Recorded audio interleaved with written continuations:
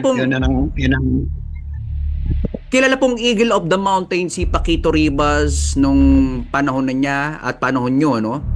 Bakit po hindi siya na-qualify dito sa 1983 Marlboro Tour dito sa Mi Valley Golf? Kung talagang climber naman siya. ano pagkakalam ko din kasi ano na paano na pababa na yung Ribas. Kumbaga sa kinulang siya ensayo, saka siya pa, nasiraan din siya doon panahon na yun. Kaya hindi na siya na-qualify. Okay, maraming salamat po sa information na inyong binibigay, no? Straight from the horse's mouth, Manolito Moring, mga kaibigan. Siya po, mga kaibigan, kung inyong tutuusin, siya po ay about kumuha po ng mga about 5 to 6 stage wins dito sa Tour of Luzon 1976 at eventually naging Rookie of the Year nga siya. Tour ng Pilipinas naman po. Ito pong tinuturing nyo, among the multi-stage races na inyong tinampukan, itong Tour ng Pilipinas po ang sinasabi nyong pinakamahirap. Bakit po? Anong dahilan? Nahirap yung panahon na yon kasi yung galing kami ng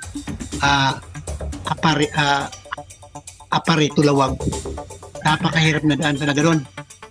Nakikita mo yung ahon doon, ahon up road, tapos wala kang nung panahon na yun, wala kang makitang magandang data na yung smooth na magkakaroon lang ng magandaan daan pagdating mo sa tulay. Yung tulay doon kasi ang may tulay doon na magaganda kagawa.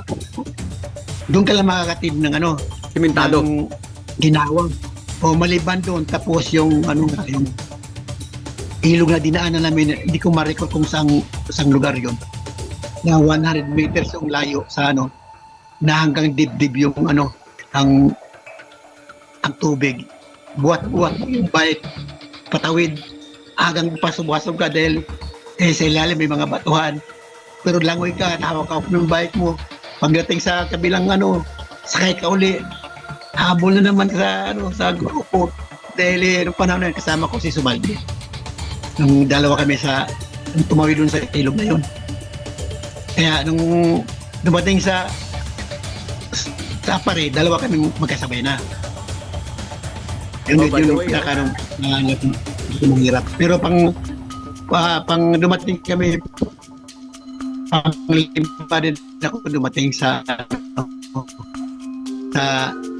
Lawag. Pag-alim si Sumaldi. Na yun. Nasi Renante ang nanalo.